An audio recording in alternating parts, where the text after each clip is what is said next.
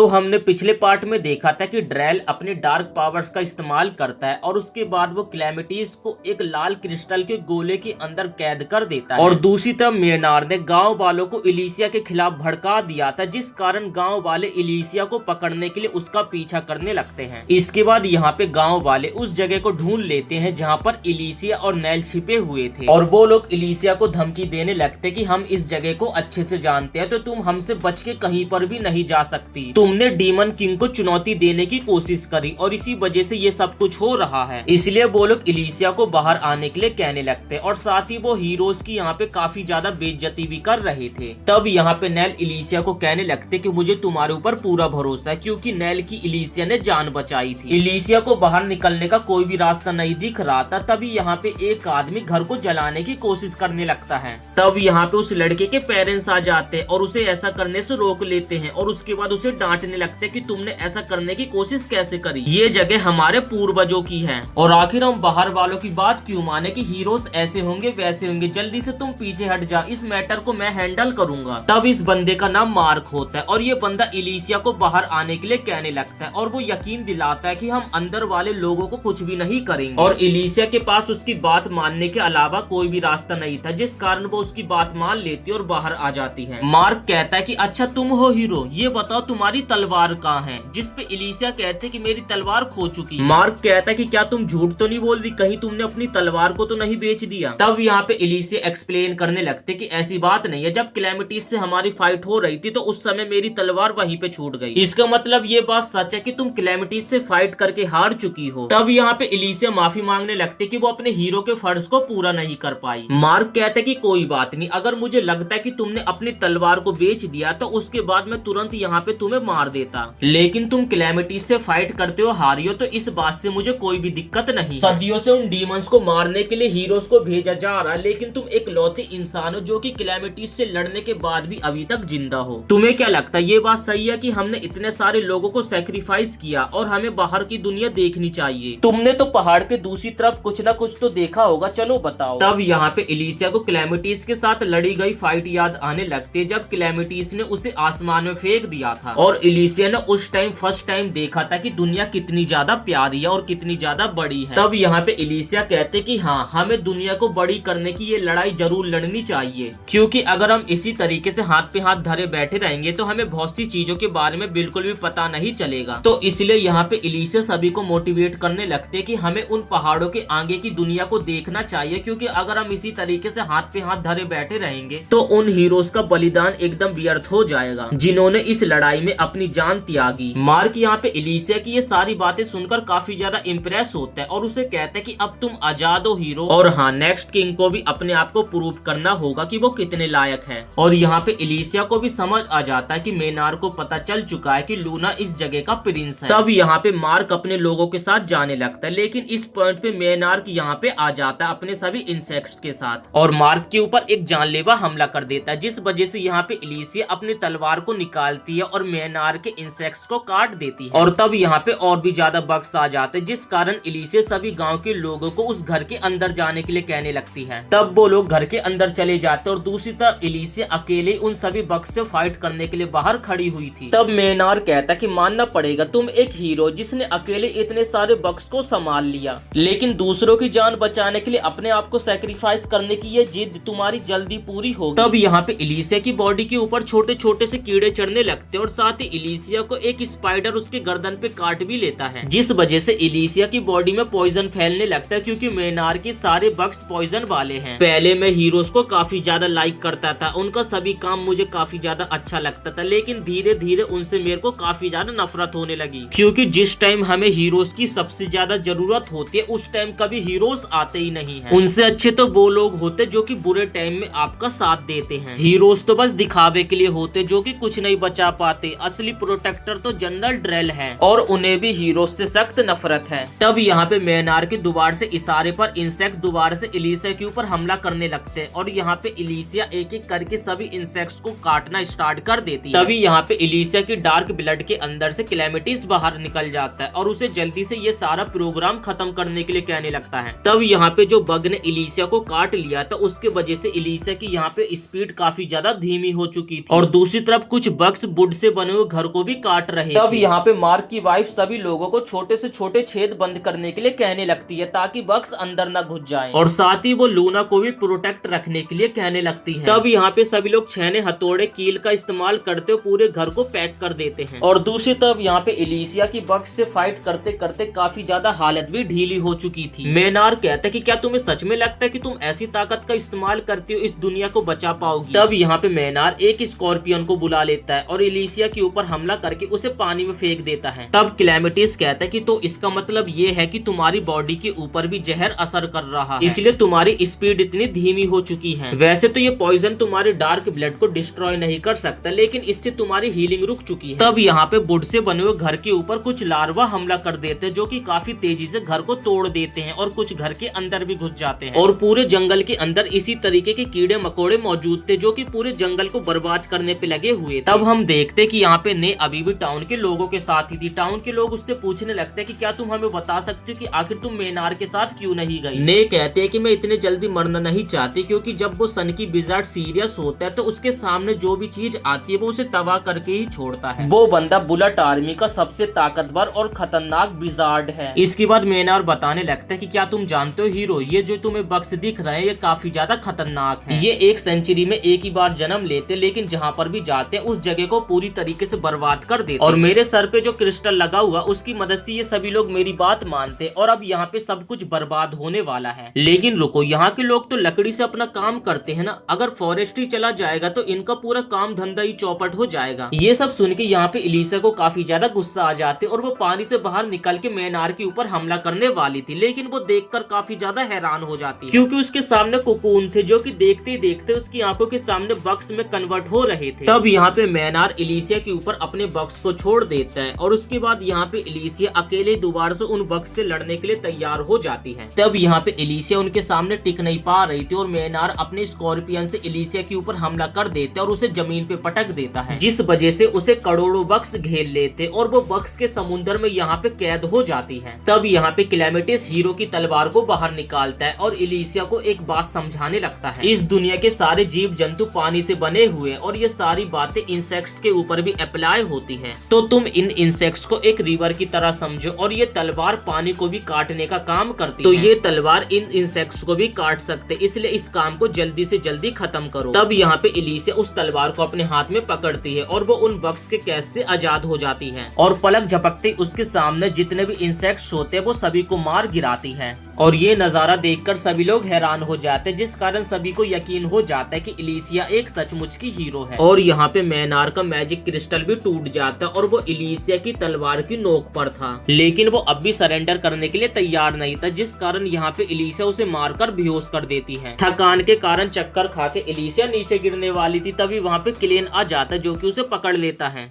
इसके बाद हम लूना की माँ को देखते हैं, जिसे खुद पर पूरा यकीन होता है कि उसका बेटा अभी तक जिंदा है। तभी पीछे से एक बूढ़ी औरत कहती कि किंग के जाने के बाद अब इस राज्य की पूरी जिम्मेदारी आपके ऊपर है, आपको इस राज्य को संभालना होगा, तो इसलिए अभी आपको कहीं छिप जाना चाहिए। तब लूना की मॉम कहते कि मैं अपने बेटे को कहीं नहीं छोड़ के जाऊंगी, जिस पे वो बूढ़ी औरत कहती कि आपको क्यों लगता है कि आपका बेटा अभी तक जिंदा होगा? तब लूना की मॉम कहते कि मैंने भट्टी को देखा था जो कि अभी भी जल रही है, तो इसका मतलब यही है कि कोई व्यक्ति अभी भी जिंदा जो कि किंग बनने के लायक है, तो इसका मतलब यही है कि मेरा बेटा अभी तक जिंदा है और उसके अंदर रॉयल ब्लड है, तो हमें उसे जल्द से जल्द ढूंढना पड़ेगा और हमें उसे बचाना होगा, क्योंकि जब तक रॉयल्टी जिंदा होगी तो ये राज्य बचा रहेगा। और मैं तो यहाँ से पहले ही जाने वाली थी, क्योंकि मुझे यकीन था कि वो हीरोज उस डीमन को नहीं हरा पाएंगे। तब यहाँ पे वही बंदा आ जाता जो कि लूना को ढूंढने गया था और वो बताने लगता है कि ड्रेल की 50,000 लोगों की सेना है और उनके ऊपर एसलिन के 6,000 सैनिकों ने हमला कर दिया था, लेकिन वो ड्रेल के सामने टिक नहीं पाए और उस पॉइंट पे वहाँ पे क्लैमिटिस भी आ गया था, जिसने कि ड्रेल की आधे से ज्यादा सेना को खत्म कर दिया था। लेकिन ड्रेल ने उस पॉइंट पे एक मैजिक का इस्तेमाल करके क्लैमिटिस को एक गोले के अंदर कैद कर दिया और क्लैमिटिस अभी भी उसी गोले के अंदर कैद है और ड्रेल हमारे राज्य के ऊपर हमला करने के लिए आगे बढ़ रहा है। ये सुनकर यहाँ पे प्रिंसेस काफी ज्यादा हैरान हो जाते कि आखिर ड्रेल इतना ज्यादा कैसे ताकतवर हो गया जिसने कि एक डार्क बीस्ट को कब्जे में कर लिया। प्रिंसेस ड्रेल हमारा पुराना हीरो है जिसके पास हेड एंड की सारी तलवार तलवार भी मौजूद है, तो शायद इसी वजह से वो कैलेमिटीज को हरा पाया होगा। तब यहाँ पे प्रिंसेस डिसाइड करती है कि वो ड्रेल के खिलाफ लड़ेगी, क्योंकि उनके पास हेडेन का एक साई और औजार है, और इस औजार का नाम हैमर ऑफ द किंग्स होता है, जिसके जरिए हीरोज के वेपन्स को बनाया भी जा सकता है और साथ ही तोड़ा भी जा सकता है। तब यहाँ पे बूढ़ी औरत प्रिंसेस को ऐसा करने से मना करने लगती, क्योंकि इस हैमर को उठाने की काबिलियत बस किंग के पास है। लेकिन प्रिंसेस किसी की बात नहीं सुनती और लड़ने के लिए तैयार हो जाते, और साथ ही वो ऑर्डर देती कि अपनी सारी सेना को तैयार कर दो ड्रेल के खिलाफ लड़ने के लिए। तब यहाँ पे ड्रेल भी अपनी आर्मी को लेकर कैसल के पास पहुंच जाता है, और दूसरी तरफ यहाँ पे मेनार को हराने के बाद सभी लोग इलिसिया से काफी ज्यादा इम्प्रेस हो जाते हैं और उसे सचमुच का हीरो मानने लगते हैं। और जो मेनार ने हीरोज के खिलाफ गांव वालों के मन में नफरत फैलाई थी, वो पूरी खत्म हो जाती है। इसके बाद हम यहाँ पे नै को देखते, जिसके हाथों को बांध रखा था, और वो कहने लगते कि आखिर तुम लोगों ने मुझे क्यों पकड़ रखा, क्या मैं अपने घर जा सकती हूँ? इलिसिया क्लेन को बताती है कि ये लड़की भी मेनार के साथ थी। इलिसिया ये देखकर हैरान थे कि ये लड़की तो मैग्नेट की पावर्स का इस्तेमाल करती थी, तो आखिर ये इतने जल्दी कैसे पकड़ी गई? तब नै बताते कि उन लोगों ने मेरे ऊपर बिना वेपन से हमला किया था, इसलिए मैं इतनी आसानी से पकड़ी गई। तब इलिसिया कहते चलो फिर जल्दी हमें ड्रेल के बारे में बताना स्टार्ट करो। तब क्लेन भी कहता कि मुझे भी ये जानना है कि आखिर ड्रेल किस डार्क बीस्ट से मिला हुआ है। क्लेन के किसी भी सवाल का यहाँ पे नै को कुछ भी पता नहीं होता है, लेकिन क्लेन को पता होता है कि ड्रेल के पीछे किसी डार्क बीस्ट का ही हाथ है, क्योंकि एक डार्क बीस्ट ही है जो कि डार्क ब्लड को बना सकता है। तब क्लेन कहता है कि ड्रेल मेरे लिए कोई भी प्रॉब्लम की बात नहीं, लेकिन उसके पीछे अगर कोई डार्क बीस्ट हुआ तो सिचुएशन और भी ज्यादा कॉम्प्लिकेटेड हो जाएगी, और अगर किसी डार्क बीस्ट ने मुझसे पंगा लेने का इंतजाम कर ही लिया तो उसे इसका भुगतान करना पड़ेगा। तब इलिसिया कहती है कि वो सब तो ठीक है, लेकिन तुम अपनी असली बॉडी को छोड़कर इस नकली बॉडी में क्यों हो? तब क्लेन कहता है कि मैं अपनी असली बॉडी को छोड़कर नहीं आया हूँ, उसके अंदर तो बस मैं अपनी बॉडी का एक छोटा सा पार्ट छोड़कर आया हूँ, और जब उन्हें लगने लगेगा कि उन्होंने मुझे हरा दिया तो वो इस बात की फिक्र करना बंद कर देंगे कि मैं उनके पीछे पड़ा हुआ हूँ, और इससे ये होगा कि मैं कहीं पे भी जा सकता हूँ और उनके ऊपर नजर रखूंगा। ड्रेल को हराने का कुछ भी फायदा नहीं है, हमें ये भी जानना पड़ेगा कि उसके पीछे का आखिर मास्टरमाइंड कौन है। यहाँ पे नै उन दोनों के बार बार बीच में बोल रही थी, लेकिन वो दोनों तो अपनी बातों में लगे हुए थे, जिस कारण नै के ऊपर कोई भी ध्यान नहीं देता है। तब यहाँ पे नै जोर से चिल्लाती है और उनका ध्यान अपनी तरफ करती है और बताने लगती है हमारा काम तो बस हेडेन की फौज को हराने का था, ताकि हम प्रिंस को किडनैप कर सके। तब यहाँ पे नै अपने हाथों के ग्लव्स को निकाल देती है, जिसके बाद वो उन ग्लव्स के ऊपर अपने मैग्नेटिज्म मैजिक का इस्तेमाल कर पाती और वो हवा में उड़ जाती है। और दूसरी तरफ यहाँ पे मार्क के बेटे नेल और लूना को एक कैरेज में क्लैन के पास ही ला रहे होते हैं, जिनके ऊपर आयरन व्हील्स लगे होते, और ये नै देख लेती है, तो यहाँ पे वो कैरेज के ऊपर अपने मैजिक का इस्तेमाल कर देती है और उन दोनों भाइयों के ऊपर हमला करके उन्हें दूर कर देती है और उस कैरेज को हवा में उड़ा लेती है। तब यहाँ पे क्लेन और इलिसिया भी कैरेज के ऊपर आ जाते हैं और नै को जल्द से जल्द उन्हें ड्रेल के पास ले जाने के लिए कहने लगते हैं। नै तो ये सब देखकर यहाँ पे काफी ज्यादा हैरान होती है। जमीन पर हम गांव वालों को देखते जो कि इलिसिया के लिए काफी ज्यादा तारीफ कर रहे होते, क्योंकि उसने एक हीरो का फर्ज निभाया और उनके गांव को बचाया। क्लेन तब कहता है कि क्या तुम अब खुश हो कि तुमने एक हीरो का फर्ज निभाया? इलिसिया कहते कि अपना मुंह बंद रखो, तुम्हें पता है ना कि मैंने एक विलेज को बचाया और सचमुच में ये एक हीरो वाला ही काम है। क्लेन कहता है कि लेकिन मैंने इसमें तुम्हारी मदद करी थी। तब यहाँ पे नेल भी कहते कि मैं भी आपके इस काम से काफी ज्यादा इम्प्रेस हुई, क्योंकि आप वैसी हीरो जैसा कि मैंने कहानियों और किस्सों में सुना था। तब यहाँ पे नेल कहते कि मैं एक कॉमनर हूँ, जिस वजह से मुझे प्रिंस को छूने का कोई भी हक नहीं है। अगर यहाँ पे लूना की माँ को ये सब पता चला तो तब मैं क्या करूंगी? क्लेन कहता कि तुम्हारे सोशल स्टेटस से कोई फर्क नहीं पड़ता। अगर लूना की मॉम ने तुमसे ज्यादा फालतू बोलने की कोशिश करी तो तुम उससे ज्यादा ताकतवर हो चुकी हो, तो तुम उसे वहीं पे निपटा देना। ऐसे ये लोग बातों बातों में राजमहल के पास पहुंच जाते। इलिसिया कहते कि कैरेज को ड्रेल के पास लेकर चलो। प्रिंसेस अपनी सेना के साथ लड़ने के लिए तैयार होती है और वो ड्रेल के ऊपर अपनी सेना को हमला करने के लिए भेज देती है। तब हम देखते कि यहाँ पे सभी सैनिकों के पास साई भट्टी से बने हुए औजार होते, लेकिन फिर भी वो ड्रेल को नहीं मार पाते। अब यहाँ पे ड्रेल एक ही हमला करता है और उसके सामने के सभी सैनिक मारे जाते, और उसके बाद वो प्रिंसेस के पास जाकर उसे दबोच लेता है। ड्रेल प्रिंसेस को कहता है कि तुम इस जगह की कभी भी किंग नहीं बन सकती। तब प्रिंसेस कहते कि मुझे इस बात का पता है, क्योंकि मेरे अंदर कोई भी रॉयल ब्लड नहीं है। तब ड्रेल कहता है कि चलो तुम्हें इस बात का तो पता है, क्योंकि जिसके अंदर जितना ज्यादा रॉयल ब्लड होगा वो उतना ही ज्यादा स्ट्रॉन्ग होगा, लेकिन अगर किंग का सारा परिवार मर जाए तो उसके बाद उसके खासम खास रिलेटिव भी किंग बन सकते हैं, और ये इस दुनिया का लॉ है और इसे ही मैं खत्म करने के लिए आया हूँ। तब प्रिंसेस कहती कि आखिरकार तुम हो कौन? जिस पे ड्रेल कहता है कि तुम किंग नहीं हो तो तुम्हें ये बात जानने का कोई भी हक नहीं है। अगर मैं इस हैमर से इसके वेपन के ऊपर हमला करूंगी तो इसका वेपन डिस्ट्रॉय हो जाएगा, लेकिन अभी मैं इसके हैमर के ज्यादा करीब नहीं हूँ तो मुझे वेट करना पड़ेगा।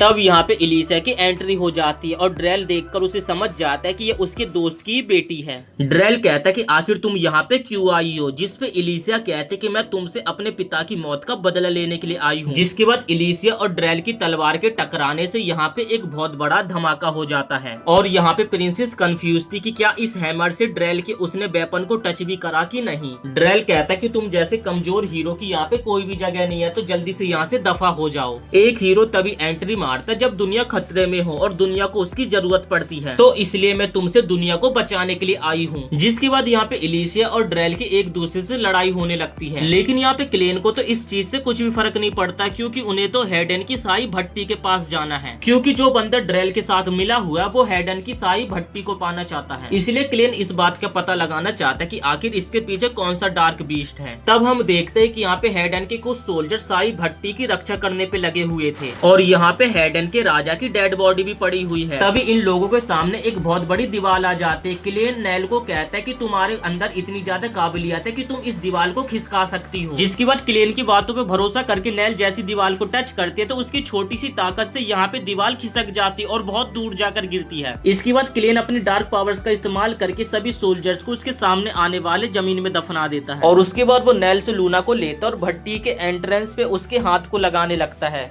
इसके बाद हम गार्ड को देखते जो कि उस जगह पे पहुंच जाता है जहां पर ड्रेल ने क्लैमिटीज को कैद करके रखा हुआ था। लेकिन गार्ड ये देखकर हैरान था कि आखिर क्लैमिटीज इसके अंदर से बाहर क्यों नहीं आ रहा, जिस कारण वो यहाँ पे उस गोले के अंदर एक जोरदार लात मारता है, लेकिन वो गोला तस से मस नहीं होता। तभी एसलिन आर्मी का कमांडर गार्ड के पास आता है, लेकिन गार्ड उसकी बातों पे ध्यान नहीं देता और वहाँ से जाने लगता है। दरअसल यहाँ पे रॉड्स ने जब गार्ड उड़ता हुआ आ रहा था तो उसने देख लिया था और वो सोचने लगता है कि शायद से ये बंदा मैजिक इस्तेमाल कर सकता है। इसलिए वो गार्ड से रिक्वेस्ट करने लगता है कि क्या प्लीज तुम जल्द से जल्द मुझे हेडन ले जा सकते हो, क्योंकि तुम उड़ सकते हो। गार्ड कहता है कि मेरी आंखें काफी ज्यादा तेज है, इसलिए मैंने दूर से ही देख लिया था कि तुम्हारा ड्रेल ने काफी ज्यादा बुरा हाल कर दिया था, इसलिए तुम अगर वहाँ पे जाओगे तो बस मारे जाओगे। रॉड्स कहता है कि मुझे अपनी जान की बिल्कुल भी परवाह नहीं है और मैं हाइडन की भट्टी को इस तरीके से चोरी होते हुए नहीं देख सकता। अगर ऐसा हुआ तो बहुत ही बुरा हो जाएगा, क्योंकि ड्रेल मैजिक और उस भट्टी का इस्तेमाल करके इस पूरी दुनिया को बर्बाद करना चाहता है। गार्ड को मैजिक की बात सुनकर यहाँ पे उसके मास्टर जेनिथियर की बात याद आने लगती है, जिन्होंने उसे कहा था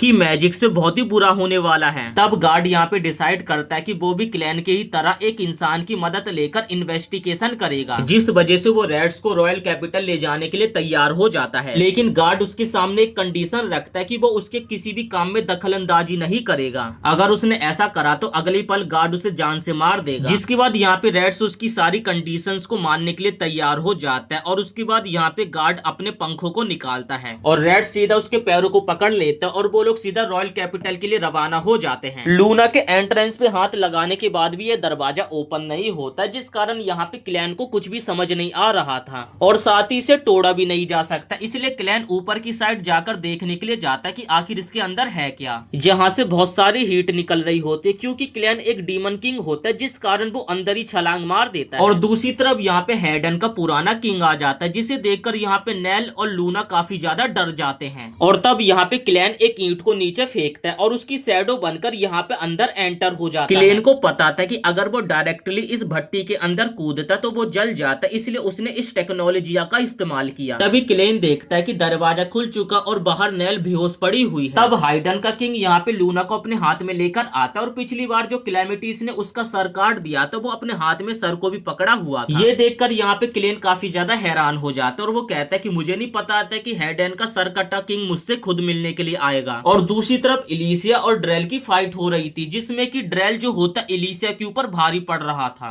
तब ड्रेल कहता है कि तुम अभी भी अपने फादर जितनी स्ट्रॉन्ग नहीं हुई हो, और उसके बाद वो एलिसा के ऊपर एक हमला करता है और जिससे एलिसा दूर जाकर गिरती है और फिर वापिस वो भट्टी की तरफ जाने लगता है और यहाँ पे एलिसा भी उसका पीछा करते उसके पास आ जाती है। तब प्रिंसेस सैनिकों को ड्रेल के ऊपर अपने तीरों से हमला करने करने के लिए कहने लगती है, लेकिन यहाँ पे ड्रेल अकेले ही सब कुछ संभाल लेता है। जिसके बाद इलिसिया सोरियो टेक्निक का इस्तेमाल करते ड्रेल के ऊपर हमला कर देती है, लेकिन यहाँ पे ड्रेल उसके अटैक को रोक देता है और कहता है कि ये टेक्निक मैंने तुम्हारे फादर को सिखाई थी। तब यहाँ पे ड्रेल दोबारा से इलिसिया के ऊपर एक खतरनाक हमला करता है और इलिसिया को दूर फेंक देता है, लेकिन इलिसिया इस हमले से बच जाती और ड्रेल से पूछने लगते कि आखिरकार तुमने मेरे फादर को क्यों मारा। तब यहाँ पे ड्रेल एक फ्लैशबैक बताने लगते कि स्वॉर्ड्समैन और मैंने एक ही इंस्टीट्यूट से तलवारबाजी सीखी थी और उसके बाद हम हीरो बनने के लिए एक दूसरे के अपोनेंट बन गए। लगता कि शायद से तुमने ये नहीं सुना, तो चलो मैं तुम्हें अपनी ड्रैगन स्लेयर वाली उपाधि के बारे में बताता हूँ कि आखिर ये मुझे कैसे मिली और साथ ही तुम्हारे फादर ने हीरो बनने का सपना क्यों छोड़ा था। इसके बाद हमें 25 साल पहले का समय दिखाया जाता है, जहाँ पर एसलिन के स्टेडियम में ड्रेल और इलिसिया के फादर के बीच में एक फाइट होती है और ये था फाइनल मैच। जो भी इस फाइट को जीतेगा वो एक हीरो बन जाएगा। तब यहाँ पे इन दोनों के बीच में फाइट होती है जिसमें मार्गो ड्रेल को हरा देता है,